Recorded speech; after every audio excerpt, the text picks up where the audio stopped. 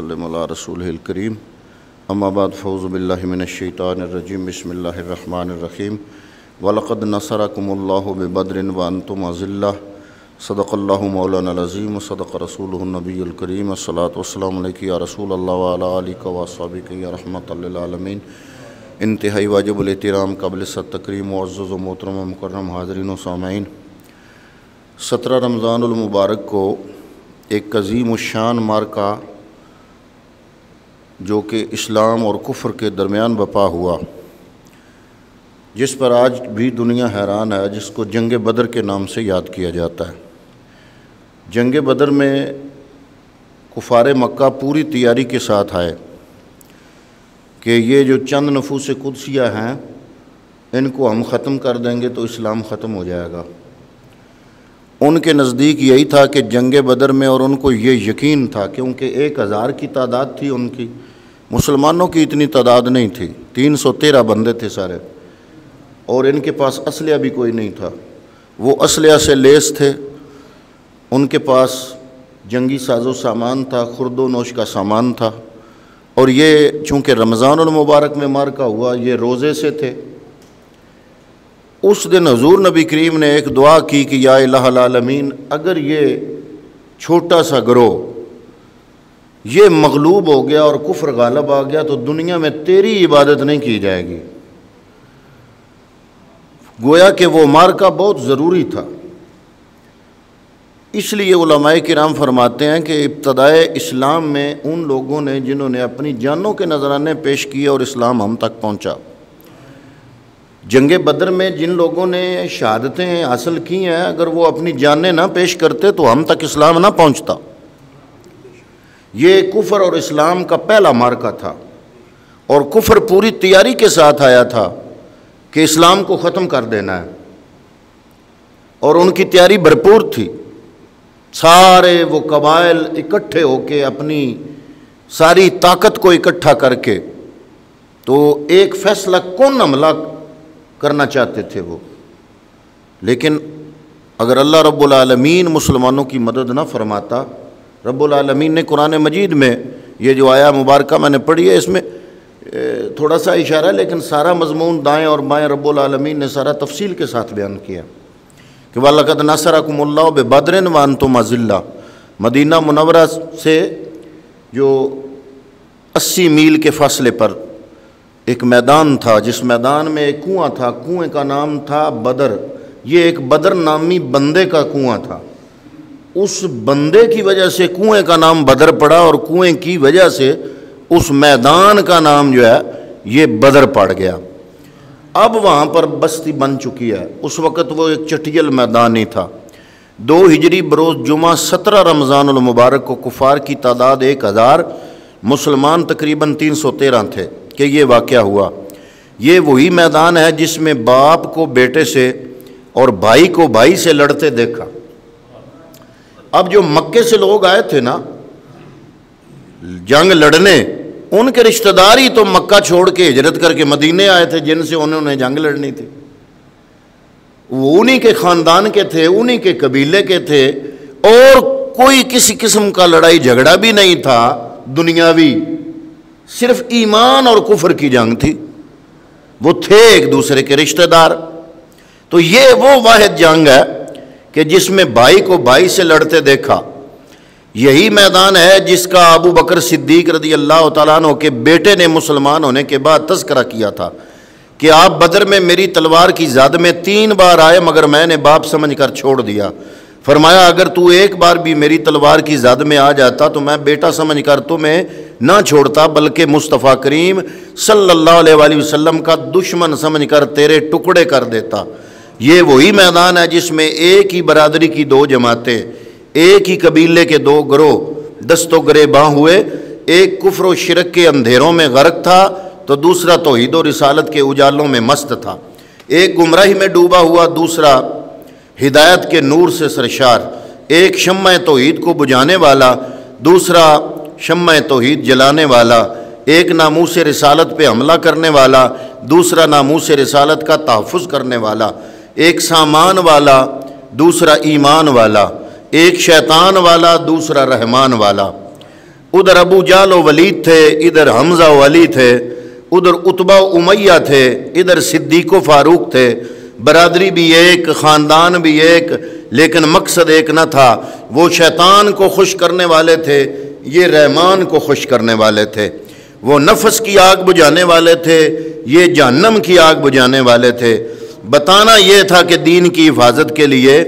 اور اسلام کی بقا کے لیے نہ اولاد کو دیکھا جاتا ہے، نہ خاندان کو اور نہ قبیلے کو، بلکہ دیکھا جاتا ہے تو صرف واللیل کی زلفوں کو دیکھا جاتا ہے۔ یہ وہی میدان تھا جہاں شیطان لعین بھی آیا اور رحمت للعالمین بھی تشریف لائے، بلکہ سورہ الانفال میں انی معکم کہہ کے خود رب العالمین بھی اپنی شان کے مطابق جلوہ گر ہوا۔ یہی وہ مقام ہے کہ حضور صلی اللہ علیہ وسلم فرماتے ہیں کہ اللہ نے اس میدان میں میرے غلاموں پہ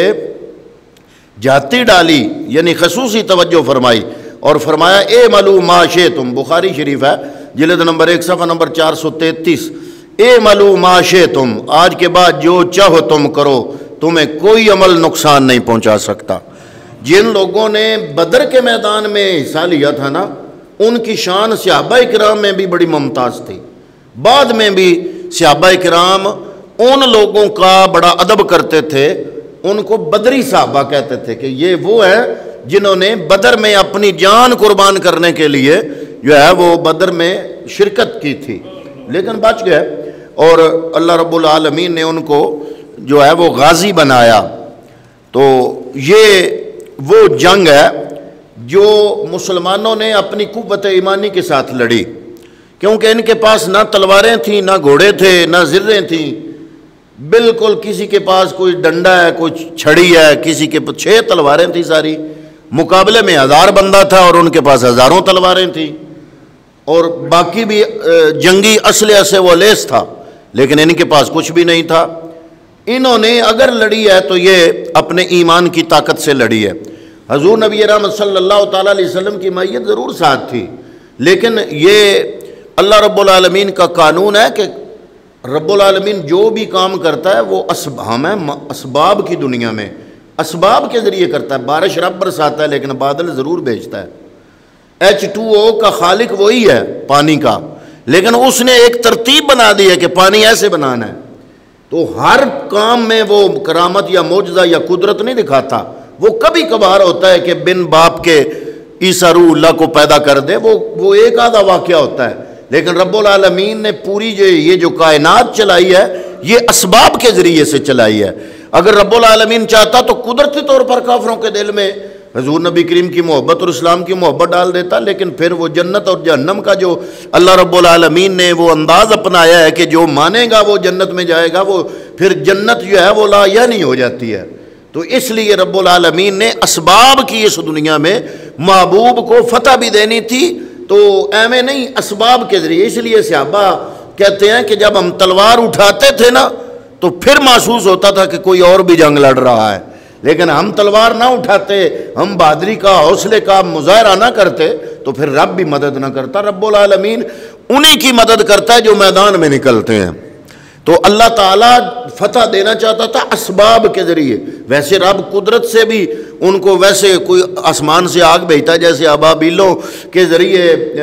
اس نے ہاتھیوں کو تباہ کر دیا، ایسے بھی کر سکتا تھا، لیکن رب العالمین یہ چاہتا تھا کہ یہ جو چند ایک نفوس قدسیہ ہیں ماننے والے مصطفیٰ کریم کے، ان کی محنت سے یہ دین اسلام بچے، اس کی حفاظت ہو اور یہ آگے پھیلے۔ اسی لیے جو بدری صحابہ ہیں ان کے جذبات کو رب العالمین نے کائنات کے سامنے کر دیا اور ان کا مقام بلند ہے۔ یہی وجہ ہے کہ مسلمان آج بھی ہم رمضان المبارک میں خصوصی طور پر جنہوں نے بدر میں شہادت کا جام نوش کیا، ہم ان کی کے لیے ایصال ثواب کرتے ہیں اور کرنا چاہیے۔ 17 رمضان المبارک کل گزری ہے، کل ام المومنین سیدہ عائشہ صدیقہ رضی اللہ تعالیٰ عنہ کا وصال تھا، آپ کا تذکرہ تھا، آج ان کا تذکرہ ہے۔ تو یہی وہ دن ہے، ان دنوں میں کم از کم بدر میں جن لوگوں نے شہادت کا جام نوش کیا ہے، جن کے اگر وہ قربانی نہ دیتے تو ہم تک دین نہ پہنچتا، تو یہ ہمارے محسن ہیں، ان کا ایصال ثواب کرنا چاہیے، وگرنہ جہاں تک بات ہے حضور نبی کریم کو تو پتہ تھا کہ رب العالمین نے مجھے فتح عطا کرنی ہے، بلکہ حضور نے جنگ سے پہلے کون کافر کہاں مرے گا یہ بھی حضور نے بتا دیا۔ حضور صلی اللہ علیہ وآلہ وسلم نے جنگ سے ایک دن پہلے نشانات لگا دیے تھے، کل امیہ یہاں مرے گا، ابو جہل یہاں مرے گا۔ لوگ کہتے ہیں کوئی نہیں جانتا کہ کل کیا ہوگا، آپ نے سب کچھ بتا دیا، اس لیے کوئی نہیں جانتا ہوگا کہ محمد رسول اللہ، کوئی نہیں تو جانتا ہوگا لیکن محمد رسول اللہ جانتے ہیں۔ صحابی فرماتے ہیں جہاں آپ نے نشان لگائے تھے کوئی ایک ذرہ برابر بھی ادھر ادھر نہ مرا۔ صحابہ نے حضور صلی اللہ علیہ وآلہ وسلم کو مبارک دی کہ یا رسول اللہ، اللہ تعالیٰ نے آپ کی بات کو پورا کر دیا ہے، جہاں آپ نے فرمایا تھا وہیں مرے ہیں، حالانکہ وہ اس وقت میدان میں نہیں تھے۔ اللہ نے فرمایا اگر تمہیں نظر نہیں آتے میں ان کو کھینچ کر یہاں لا کر ہی ماروں گا، جہاں میرے پیارے نے فرما دیا ہے تمہارے منہ سے جو بات جو نکلی وہ بات ہو کے رہی، جو دن کو کہہ دیا شب ہے تو رات ہو کے رہی۔ یہ 313 مقابلے میں 1000، یہ بھوکے وہ سیر، لیکن ادھر ایمان تھا، تقویٰ تھا، کملی والے پر بھروسہ تھا، نہ تیغ و تیر پر تکیہ، نہ خنجر پر، نہ بھالے پر بھروسہ تھا، تو ایک سادہ سی کالی کملی والے پر۔ کاش آج وہی ایمان، وہی تکیہ، وہی تقویٰ مسلمانوں میں آ جائے تو یہ دنیا پر چھا جائیں۔ اس لیے اقبال نے کہا تھا فضائے بدر پیدا کر، فرشتے تیری نصرت کو اتر سکتے ہیں گردوں سے قطار اندر۔ قطار اب بھی تھے ان کے پاس 2 گھوڑے، 6 زریں، 8 شمشیریں، بدلنے آئے تھے یہ لوگ دنیا بھر کی تقدیریں۔ تو حضرات محترم اگر وہ جذبہ آج بھی ہو تو اللہ تعالیٰ مدد کرتا ہے، لیکن اللہ اس وقت تک مدد نہیں کرے گا جب مسلمان خود اپنی مدد نہیں کریں گے، خود کو اللہ تعالیٰ کے راستے پہ نہیں ڈالیں گے، ہمارے اندر وہ تقویٰ آئے نا، وہ بدری صحابہ والا، وہ ایمان آئے، وہ اللہ پہ یقین آئے، وہ یقین محکم ہو، تو پھر آج تو مسلمان بہت زیادہ ہیں بنسبت اس دن کے، لیکن ان مسلمانوں میں وہ ایمان، وہ تقویٰ، وہ خشیت الہی، وہ خوف خدا، وہ رب پہ توکل اور یقین، اگر وہ آج پیدا ہو جائے آج کے مسلمانوں میں تو آج مسلمان زیادہ ہیں، یہ پوری دنیا پہ چھا سکتے ہیں۔ تو بات یہی ہے فضائے بدر پیدا کر، فرشتے تیری نصرت کو اتر سکتے ہیں گردوں سے قطار اندر قطار اب بھی۔ دعا ہے کہ اللہ رب العالمین ہمیں اپنے ان محسنین کو یاد رکھنے کی اور ان کو زیادہ سے زیادہ ایصال ثواب کرنے کی توفیق عطا فرمائے۔ وما علیہ الا البلاغ المبین۔